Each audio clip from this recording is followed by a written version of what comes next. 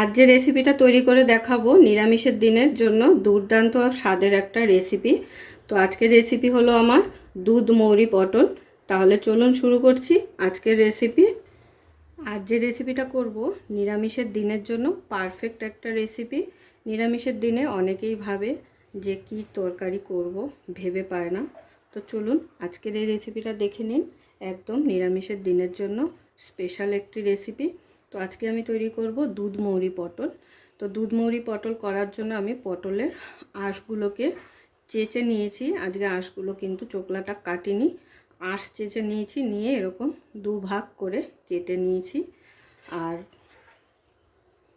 দুধ মৌরি পটল বানানোর জন্য অবশ্যই কিন্তু দুধ লাগবে। আমি এখানে 1 প্যাকেট লিকুইড দুধ খুব ভালো করে জাল করে নিয়েছি।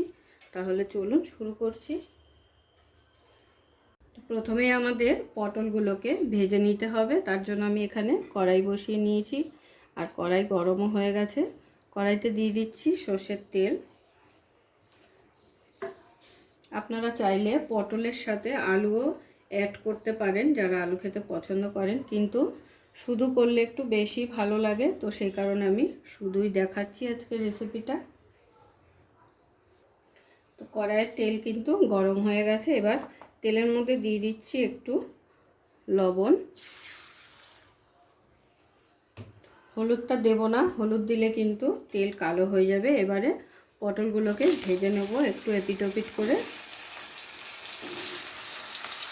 তো পটলটা ভাজতে ভাজতে একটি মশলা রেডি করে নেব। তার জন্য এখানে নিয়ে নিয়েছি একটা মিক্সির বাটি।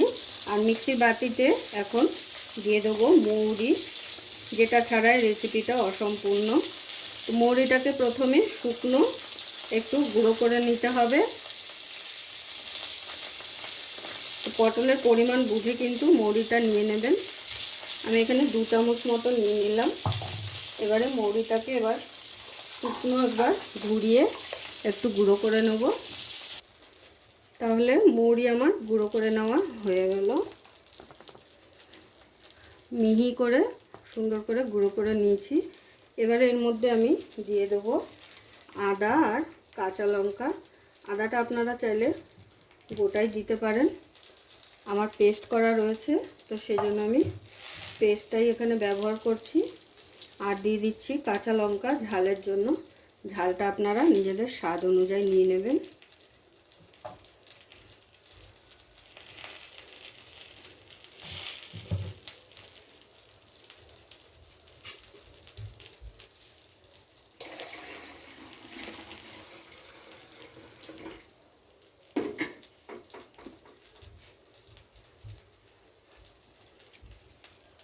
এর মধ্যে একটু জল দিয়ে দেবো, দিয়ে তিনটেকে একসাথে খুব সুন্দর করে একটা পেস্ট তৈরি করে নেব। সমস্ত পটল ভেজে নিয়ে কড়াইটা আবার ধুয়ে বসিয়ে দিয়েছি। পটল ভাজলে কিন্তু পটলের তেলটা কালো হয়ে যায়, সকলেই জানেন। তো সেই কারণে আমি কড়াইটাকে আবারও একটু ধুয়ে পরিষ্কার করে নিলাম। তো আবারও দিয়ে দিচ্ছি কড়াইতে সর্ষের তেল।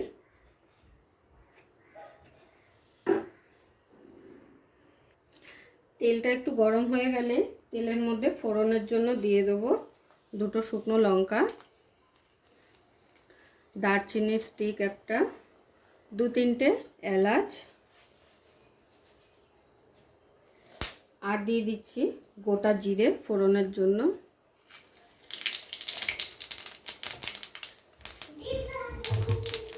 ফোড়নটাকে হালকা নাড়াচাড়া করে দিয়ে দেবো এর মধ্যে মৌরি, আদা, কাঁচা লঙ্কা বাটার পেস্টটা।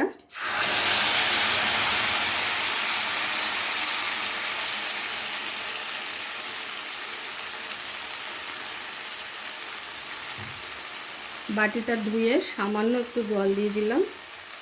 এরপরে মশলাটাকে একটু কষাবো তেলের সাথে।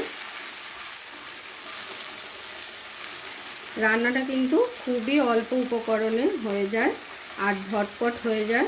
দেখতেই পাচ্ছেন খুবই সামান্য একদম উপকরণেই কিন্তু এই রেসিপিটা করে নিতে পারবেন। দুর্দান্ত স্বাদের একটা রেসিপি।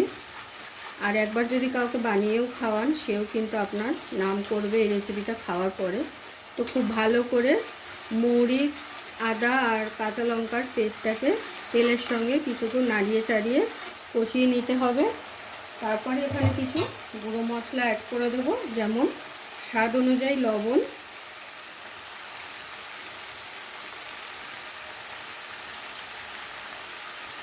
দিয়ে দিচ্ছি হলুদ, আর দিয়ে দেবো রঙের জন্য একটু কাশ্মীরি লঙ্কা গুঁড়ো।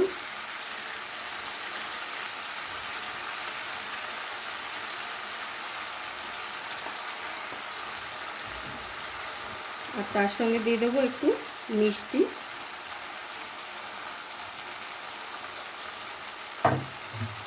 এরপরে খুব ভালো করে মশলাগুলোকে কষিয়ে নিতে হবে, যাতে সমস্ত মশলা কাঁচা গন্ধটা চলে যায়।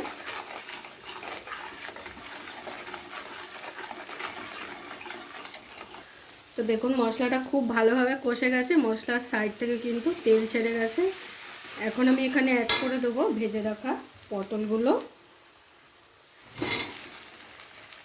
পটলগুলো দিয়ে সামান্য জল দিয়ে পটলগুলোর সাথে মশলাটাকে খুব ভালো করে আবারও একবার কষিয়ে নেব।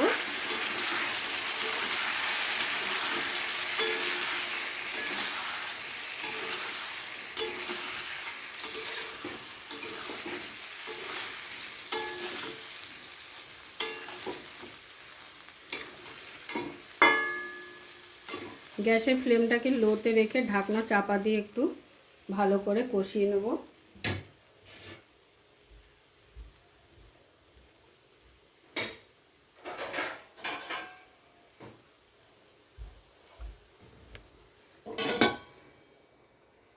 তো দেখুন প্রায় 5 থেকে 6 মিনিটের মতো ঢাকনা চাপা দিয়ে কিন্তু আমি রান্নাটা করে নিয়েছি। আর দেখুন পটলের গা থেকে কিন্তু তেলটা রিলিজ হওয়া শুরু করে দিয়েছে। তো তার মানে আমার পটলটা খুব ভালোভাবে মশলার সাথে কষে গেছে। এবারে এখানে গ্রেভির জন্য দিয়ে দেবো দুধ।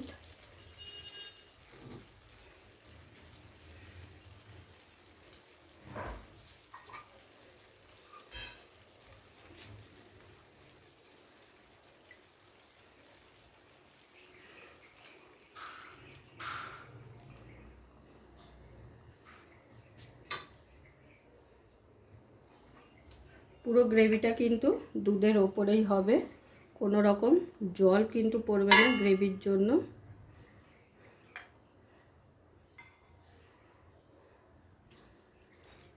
যেহেতু একটু গামাখা হবে, ওই জন্য আমি 3 কাপ মতো দুধ এখানে অ্যাড করে দিলাম।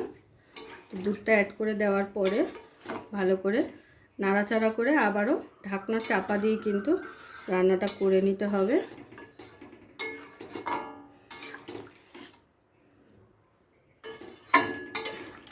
তো দেখতেই পেলেন কত সিম্পল একটা রেসিপি, আর খুবই অল্প সময়ের মধ্যে কিন্তু এই রেসিপিটা হয়ে যায়। এবার আমি দিয়ে দিচ্ছি ঢাকনা চাপা, একটু ফুটে ভালো করে পটলগুলো সিদ্ধ হয়ে গেলে কিন্তু রেডি হয়ে যাবে আজকের আমাদের রেসিপি দুধ মৌরি পটল।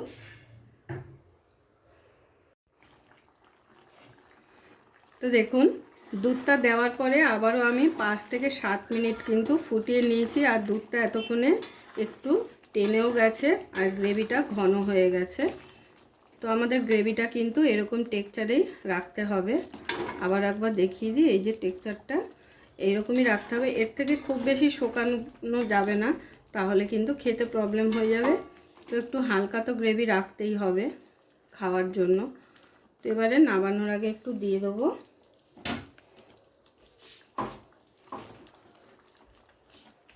গরম মশলা,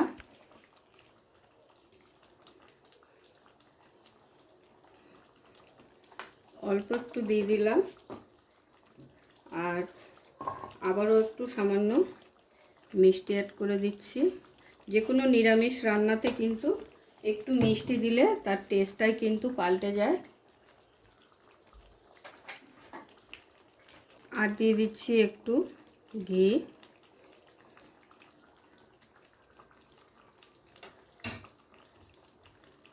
এবারে সমস্ত কিছুকে খুব ভালো করে একবার মিশিয়ে নেব।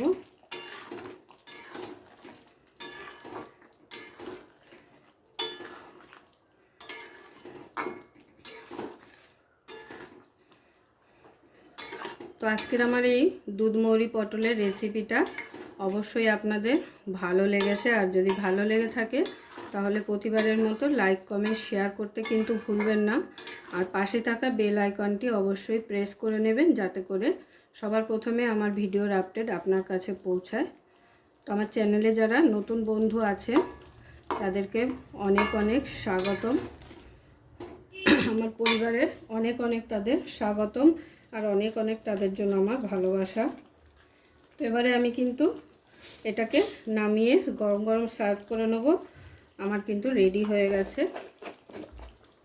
পুরো ভিডিওটা দেখার জন্য সকলকে অসংখ্য ধন্যবাদ। এরকম আরও নিত্য নতুন ভিডিও দেখার জন্য চ্যানেলটি অবশ্যই সাবস্ক্রাইব করে নেবেন, আর পাশে থাকা বেল আইকনটি প্রেস করে নেবেন নতুন রেসিপির আপডেট পাওয়ার জন্য।